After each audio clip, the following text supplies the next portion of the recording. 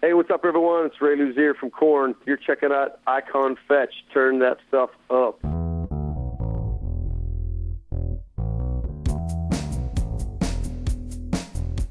Welcome to Icon Fetch. I'm your host, Tony Peters, and on the program this week, Pantera celebrating the 20th anniversary of their landmark album, Cowboys From Hell. And to talk about it, we got bassist Rex Brown here. How you doing, Rex? Hey, what's happening? Hey, man, we're doing good. So I guess a good place to start would be, can you believe it's been 20 years, man? It seems like yesterday at the same time. It feels like 10 years ago. But it definitely is 20 years. It's hard to believe, but we thought it'd be a nice opportunity to go ahead and put these things out for the people that, the kids that haven't heard this, and where that a lot of the styles of music that they're hearing now really come from. And here we are on the radio talking about 20 years later.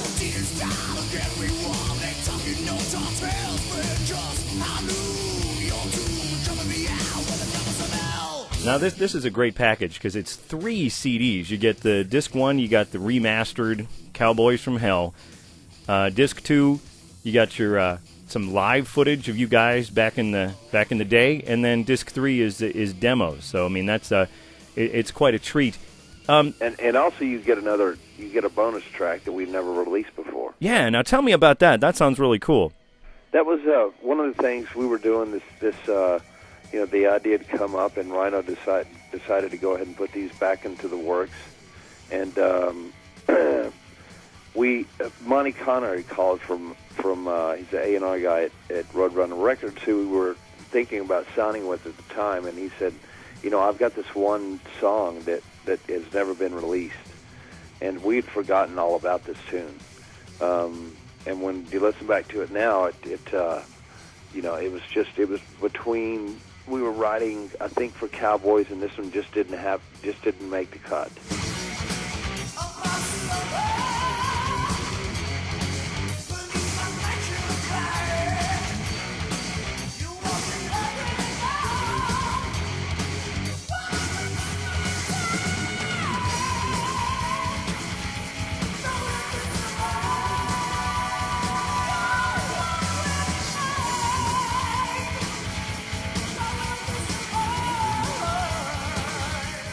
But it's still a badass song. No, it's great. The Will to Survive is the name of the track. Unreleased Pantera after all these years. That's got to be cool. Now tell me this. Cowboys From Hell has got to have a special place for you because, I mean, it was the major label debut for Pantera. You guys have been working really hard. But this was an overnight success for Pantera, right? No, absolutely not. I mean, we had been working since we were, Dime and I were 16, 17, playing the clubs and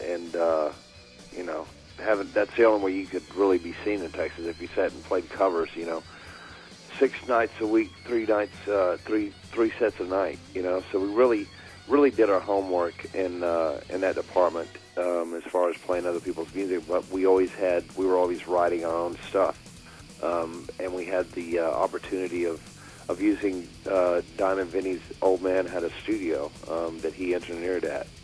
And so we would go in there on like weekends, or when we had the time off, that we could go in and kind of hone our craft a little bit. And it just natural evolution and progression followed us.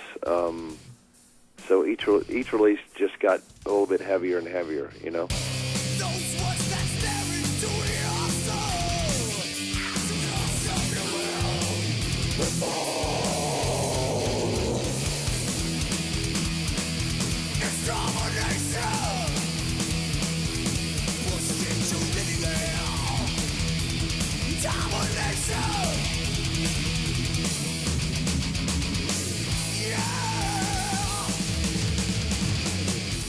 Now, you go back 20 years, we're talking 1990, that was, we were kind of in the throes of hair metal, and boy, when the record companies first got wind of you guys, they didn't know what to think. Was it true that you were turned down quite a bit?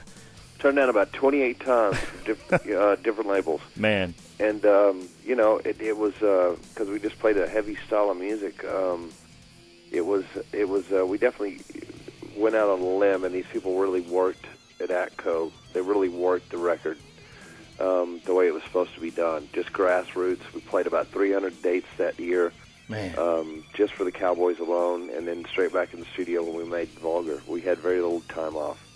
But it was, once you put your foot in the door, that's when you really have to start working, And so we were we'd kind of already had our homework done before that, Right.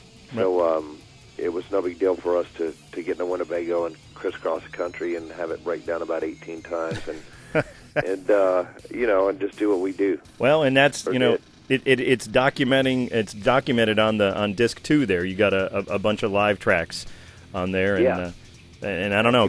One from part of it is from Russia, even though it was from live in Tokyo, something like that. They used that. We decided to use the recordings of those live versions for the disc alone. Right. The other one was the Foundation's Forum in 1990. Gotcha. Now, disc 3 is the demos, and listening back there and kind of comparing. It's interesting because sometimes, a producer gets a hold of a band and changes things up a whole lot. But really, as I'm kind of going track by track, you guys pretty much had your sound pretty much honed in demo form. Yeah, I'll give that one to Vinny because Vinny, was behind the board for all the previous records that we had done, and he had we got the sound that we really wanted, and you can tell that the arrangements aren't far removed from the original. Just a few, I think Terry just came in and pretty much put a little polish on the whole thing, and there we were, Right. I think there's a big difference between Cemetery Gates and demo form. I think that may be one of the. That's one that I keep getting asked about. Me and Dime were just kind of sitting and effing around in the office, and someone had bought me a big orange acoustic bass. It was a Kramer. I don't know whatever happened to that thing. But we were sitting there playing, and he was coming up with this idea. Okay, well, we could change the melody here and make this a real piece. And so we put it together probably in about an hour, and then took it to the other guys to see what they thought about it, and it just fit perfectly. In fact, I'm playing acoustic guitar on it and piano. Really? Okay. To add a little texture to it. Right. So, that was one of our better moments of instead of not doing anything but raising hell, we actually sat down and arranged that little piece with nothing to do.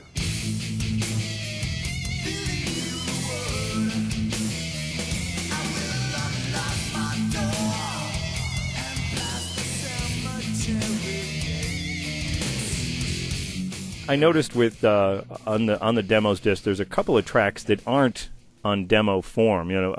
Primal, Concrete Sledge, and Class Switch Reality. Was the situation with that? Were those songs written in the studio, or they were just demos that had been lost? Do you know? No, the only demo that was lost was the Will to Survive. Okay, gotcha. Everything else was those were pretty much the reason. I don't think, let's see, what, Primal Concrete Sledge is not on the demos. Right. That was written in the studio. Right, okay. And at the end, yeah. Okay, all right. And I figured that was probably what the... That was the last track we actually recorded for that. And you could just tell that by then that's kind of where we were heading.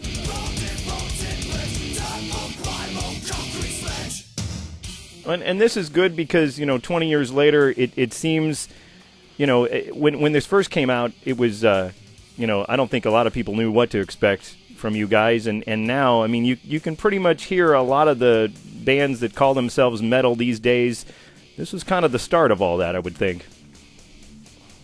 In a way, I mean, they kind of looking back on Cowboys From Hell as kind of the grandfather to a lot of the different sounds we have today. So, well, we'll take that in a heartbeat. I think half the reason we're putting this out is for the people that originally had the thing, and now we have the different versions of all the songs, and also for the kids that didn't really have it, weren't Right. old enough to get it.